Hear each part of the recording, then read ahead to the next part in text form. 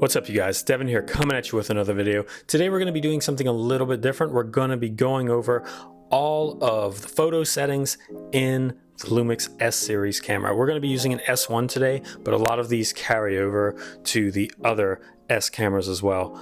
I currently only have one camera in my possession right now. That's why I'm going to be filming this primarily with my iPhone. I do have this cool filter I'm trying out right now that should make the footage look pretty good and not so reflective and get my exposure right and stuff like that. But anyway, this is going to be a pretty long video, so let's get into it. I hope you enjoy.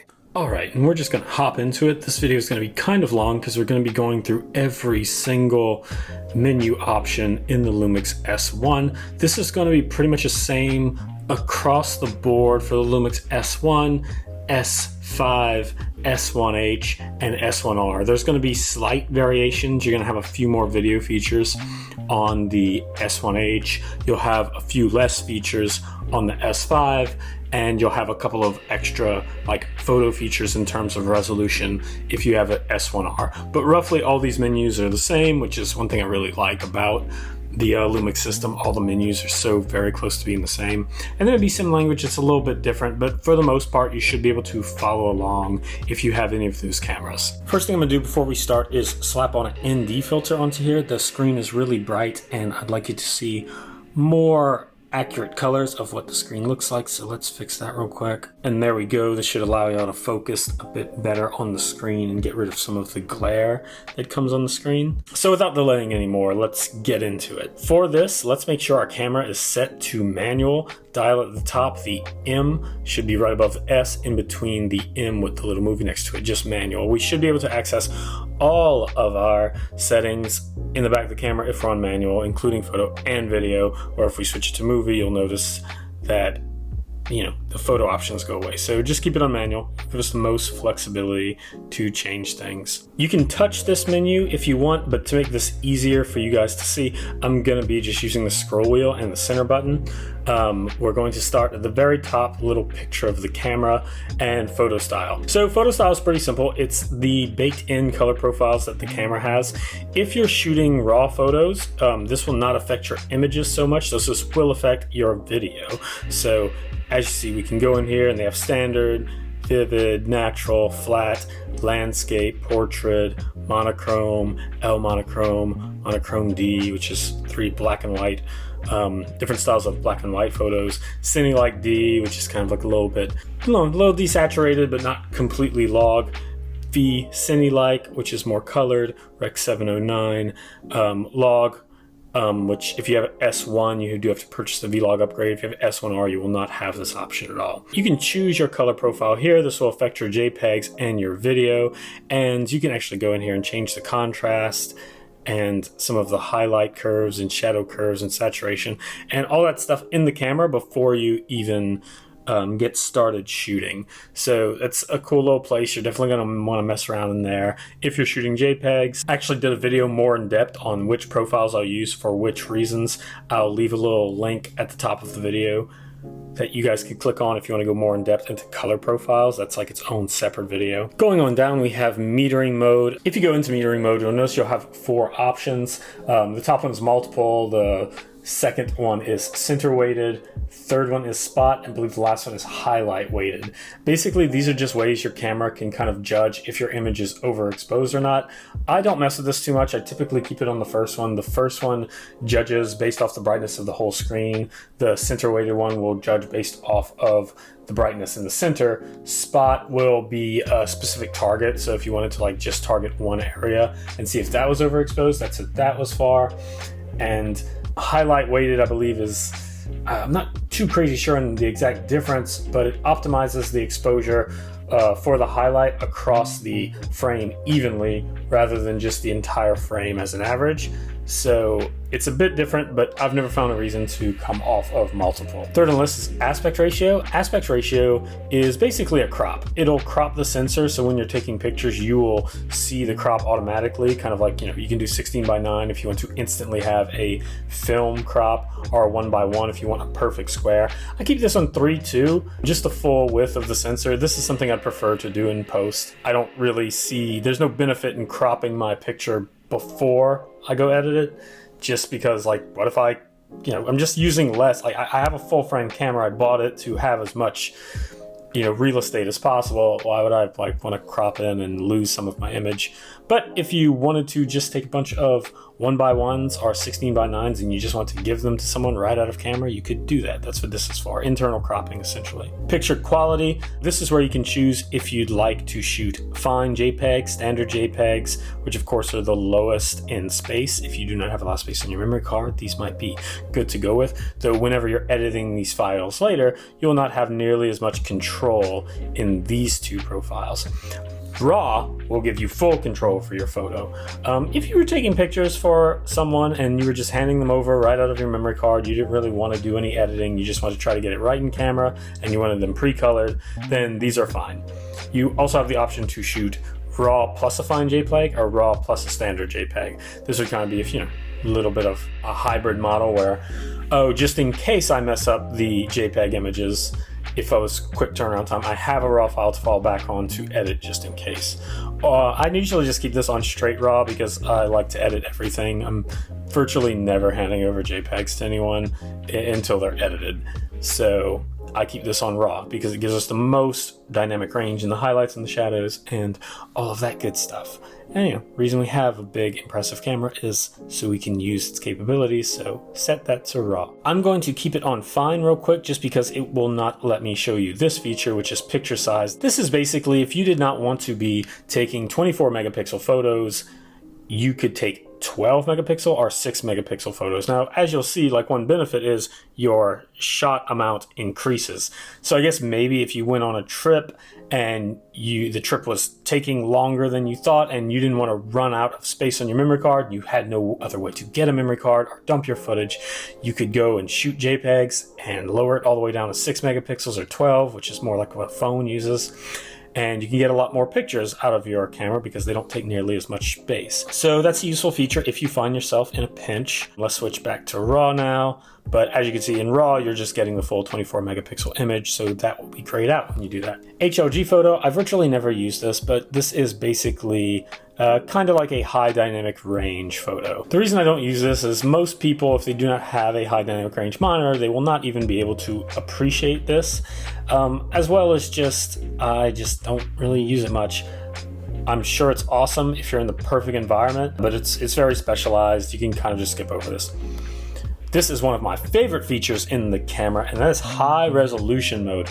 High resolution mode is great. If you have an S1R, you can squeeze even more out of this, but every single Lumix camera does have this. I will say this does work best on a tripod, but basically it allows you to take a picture, the sensor moves and takes 8 pictures and stitches them together. The thing I love about it is even though this is a 24 megapixel camera, if I use this mode, it will take 8 shots, stitch them together and create me about an 80 megapixel image. I believe you can also have it do a 4 megapixel image, which will take less photos. And if you have an S1R, this is really amazing because you can take nearly a 200 megapixel photo with your camera. Now, it doesn't work great for moving subjects because it's taking multiple pictures and stitching them together and separating them by a pixel. If you have a lot of movement in your image, you're going to get some blur where you're kind of like, if someone was running across, you'd see like 4 of them running across. Though this is great if you want to do product photography, anything in a controlled environment, or if you were doing landscapes and there wasn't much moving. It also works pretty good with landscapes if there's moving water because it kind of just gives it kind of the long exposure effect where it looks like the water's kind of really milky and creamy. So that's actually like really nice. But yeah, hands down, high resolution mode is one of my favorite photo features on this camera. Below that, we have long exposure noise reduction.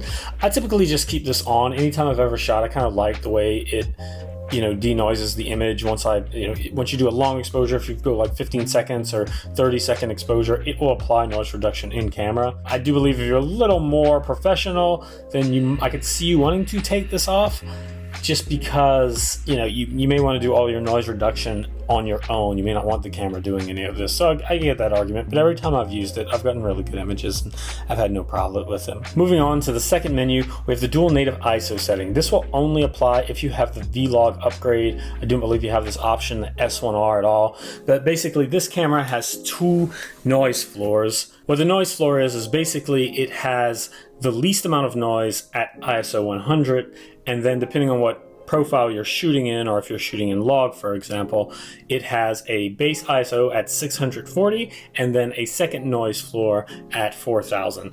This allows you to choose which noise floor you'd like to use. I just keep it on auto. I find it switches. I don't mind it switching on its own.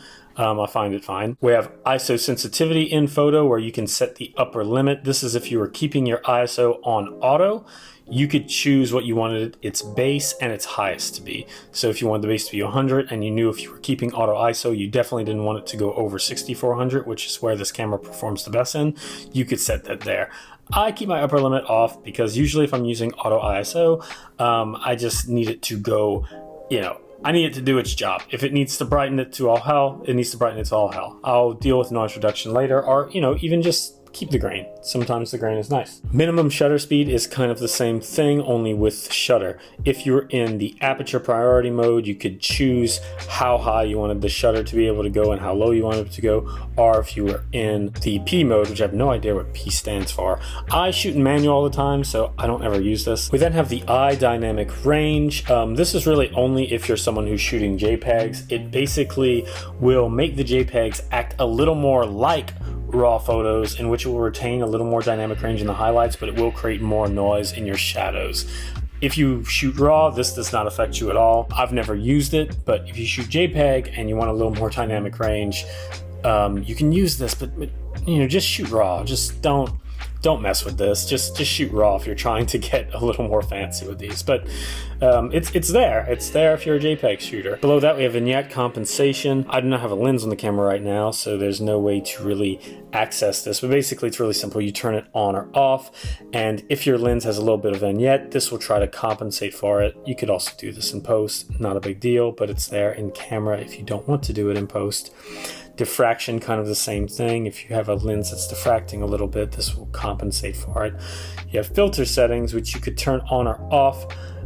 This basically allows you to try different filters. If you're someone who doesn't like editing photos after the fact, you can turn this on and get some cool filter effects. I've never even played with these. There's actually probably some fun ones. There's probably some fun looks you can get, but because I shoot RAW, I don't really mess with these. All right, now that we have a lens attached, I can actually access this. Basically, this allows you to set your autofocus sensitivity. In photo, I just like this to be really fast, but you can have it, try to predict where your subject's moving. You can have it switch to the area sensitivity, and just how sensitive the autofocus is for whatever you're using. If you want it to be trying to search more or trying to search less, I've just kept this on default. I don't mess with this much. In video, you can do a little more interesting things with it, but in photo, it really doesn't do much at all. Autofocus assist light. This autofocus assist light, this is basically if you're in the dark and you need some extra assistance autofocusing on the face, basically shoots a little orange light on your subject, and your camera has an easier time focusing on it. Moving down to the third option, the focus tab, we have focus peaking. This is pretty cool. You can set this with a display color. This is a tool for someone who doesn't have a monitor or has trouble really seeing the back of their screen. And it is basically just to help you see if you're in focus or not. You can change the color if you have a certain scene where another color is easier to see or not. I typically just keep this on this blue because I find the blue's enough. You can up in the sensitivity or lower it based on how much blue you want to see, or you could turn it off completely if it's more distracting than anything else. And then the last option in autofocus in photo is area AF moving speed, and I just have this on fast. I want it to focus as fast as possible. One of the nice things about the Lumix cameras is they do focus incredibly fast. Depth from defocus is a pretty fast autofocusing system, and so I just like to keep it on the fastest one I can. This is the flash area. I'm not going to spend too much time in here because honestly I don't mess with any of these that much. I use a Godox 860 V2, and I haven't messed with anything really out of camera. These are just the settings I've used, and most of the settings I'll change are going to just be my shutter, my aperture, and then I'll change a lot of stuff on the flash.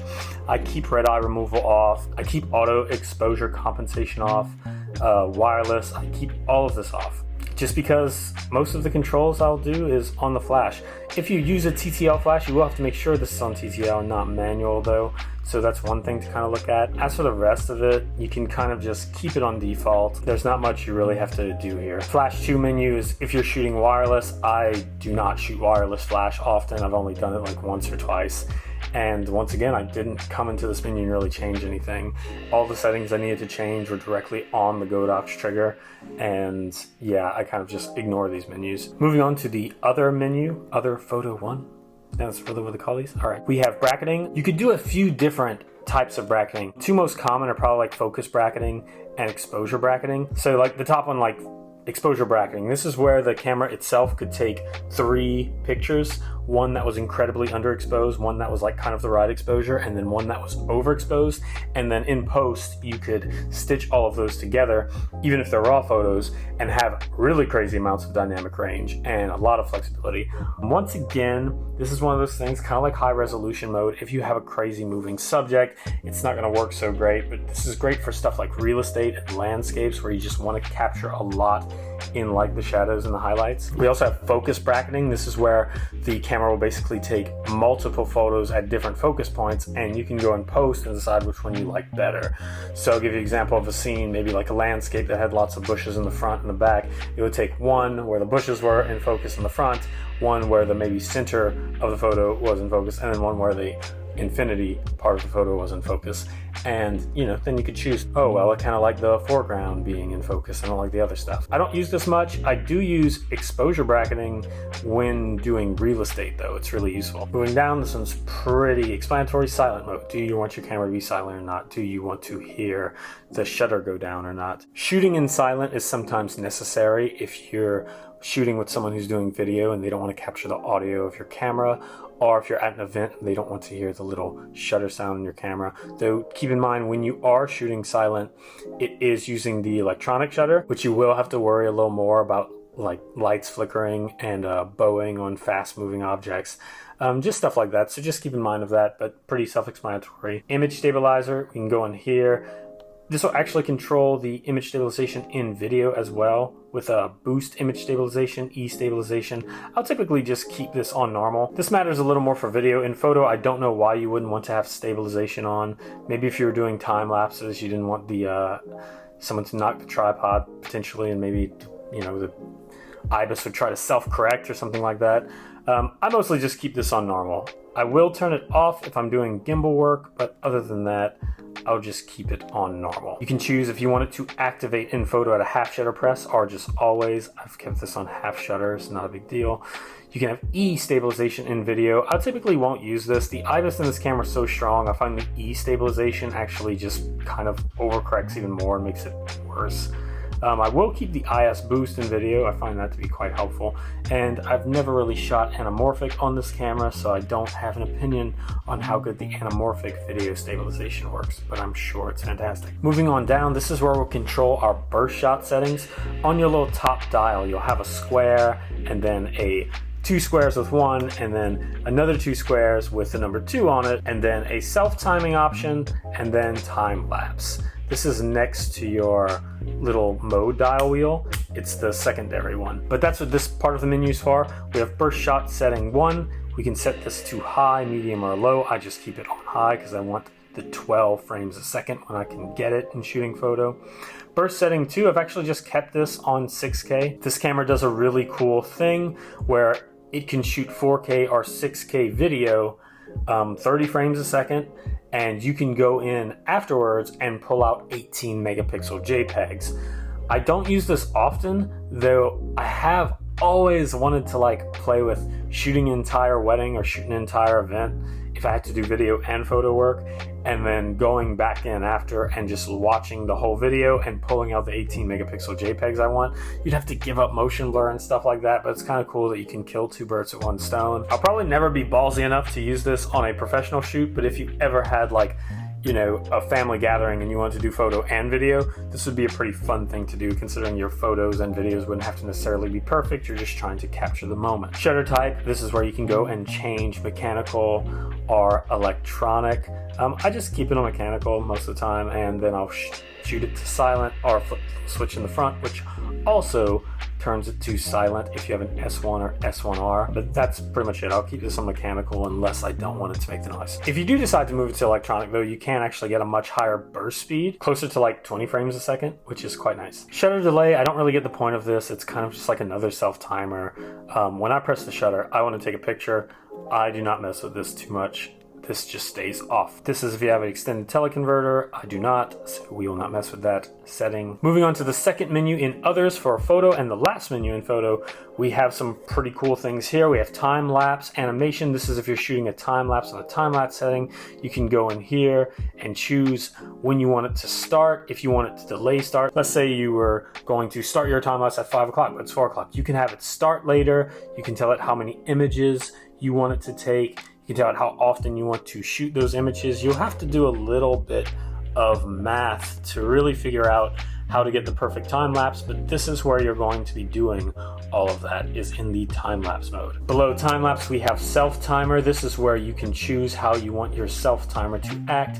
If you want it delayed on a 2-second, if you want it delayed on a 10-second, or if you want it delayed on 10-second, where we'll also shoot 3 pictures 2 seconds apart after the 10 seconds is up. These do have pretty good use case scenarios. I'm actually changing these quite often depending on what I'm doing. If I'm doing any self portraits, I'll be shooting those at 10 seconds. This gives me time to set up with a friend or a loved one to get the picture just right. I'll honestly do it 10 seconds with 2 photos in between because you can't really review, and instead of having to run back and keep waiting 10 seconds, I will let it take pictures and we could see all 3 of the pictures, and if any of those 3 came out good, then we don't have to do this again. If not, then we come back, we shoot again. But 10 seconds and 3 is best if you're doing any kind of self-portrait work or family photo work where you're in the family photo. This is the way to go. The 2-second timer I'll use for if I'm trying to do any type of long exposures where I'll be behind the camera, but I'm just using long exposure to get the effect I want. Basically, I don't want to be hitting the button on a tripod because I could shake the tripod a little bit, and if the shake doesn't wear off before my hand leaves the button, then that shake will be introduced into my long exposure photo. If I keep it on 2 seconds, it gives me plenty of time to push the button, move away from the tripod, and then it'll shoot the long exposure. So self-timer is pretty useful. I usually keep that at 2 seconds to default because I do a lot more long exposures of landscapes where I'm kind of behind the camera rather than in front of it. The next setting we have is flicker decrease in photo. This is what I was talking about with electronic shutters. Sometimes you'll get that flicker in really bad lights, like fluorescent lights, for example, or anything like that. You can turn this on and give it a few tests, and this will decrease the flicker amount in the photos you're taking. This is where you can change that 6K or 4K photo mode. I keep it on 6K. I like the capability that I'm shooting a 6K video with 18 megapixel images I can take out. I like having those megapixels, but you can come here and choose how that acts. You can move this down to 4K high quality, where you can get high quality 8 megapixel images and shoot a 4K video. This would be if you wanted to save space and have a higher burst rate. You can have the burst rate at 60 frames a second, so you're actually getting a lot more photos for the time in the 4K mode, where you're only getting 30 frames at 6K. So if you're cool with having JPEGs, you can get this camera to shoot 60 frames a second, and that's incredibly fast. So depending on what type of work you do, if you can make by with a lot of internet work, you actually can. If you can make it by with 8 megapixels, then go with that one. I, however, typically keep this on 6K because 30 frames a second is more than enough for what I do, and I just rather have the extra megapixels if I'm ever going to be using this mode. Record method in this mode is basically choosing how you're going to record these photos. Do you want it to be where you have to hold the shutter, and the whole time you're holding the shutter, it's recording the video? This is if you were treating it more like a photo feature. You would keep it on record while the shutter is pressed, as opposed to the other options.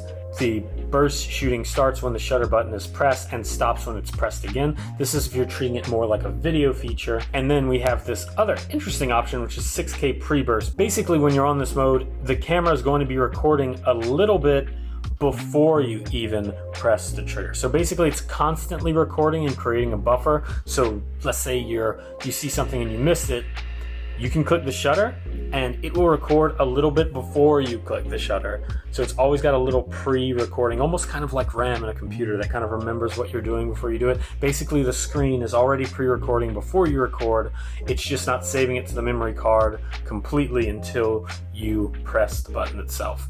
This is actually a pretty cool feature that I often forget about. I probably won't be using it. I typically like using this like a video feature that I can grab photos out of, so I'll typically keep it on 6K burst, where it starts recording when I press record and it stops when I stop, and then I can just go choose my photos afterwards. If you are someone who wants to use this as a high burst photo mode for JPEGs, I would keep it on this, because then it would act more like a camera would, where when you're holding the shutter, it's shooting, and when you let go, it's not shooting. So below that, we have pre-burst recording mode, and I think that's why I forget about that other setting, is because if you keep this on, all of the modes we went through do what the final mode does by having it on. So I typically keep this off. I believe it wastes a lot of battery when you're in that mode, just because it's always kind of keeping a buffer of the stuff before you shoot it. So I keep that off. Post focusing is also an option while you're shooting. I keep this off because I just try to get my focus right in camera, and I don't really care about post focus. It's a cool feature. It's cool to play with. Maybe a little cooler if you're doing something really staged, like some product photography. I don't use it. And then last on the menu, you have multiple exposure, which will allow you to go in and start the multiple exposure mode. I typically do not use this. I just shoot raw. And yeah, that's going to be the last menu item for the photo mode in the S series of cameras. Most of these, if not all of these, should be available in pretty much all of the cameras, if I'm not mistaken. You may see some little variations between the S5 and the S1R, especially because of that higher resolution mode. But for the most part, they're all similar. That's going to conclude the first part. Tell me if you liked it. These videos are going to be kind of long because there's so much to go through. I'm going to probably break this up into 3 parts: a photo menu section, a video menu section, and then just all the other little settings on the side here. But yeah, that's it. Thanks for watching this video. Hope it helps you out, and I'll see you in the next one. Farewell.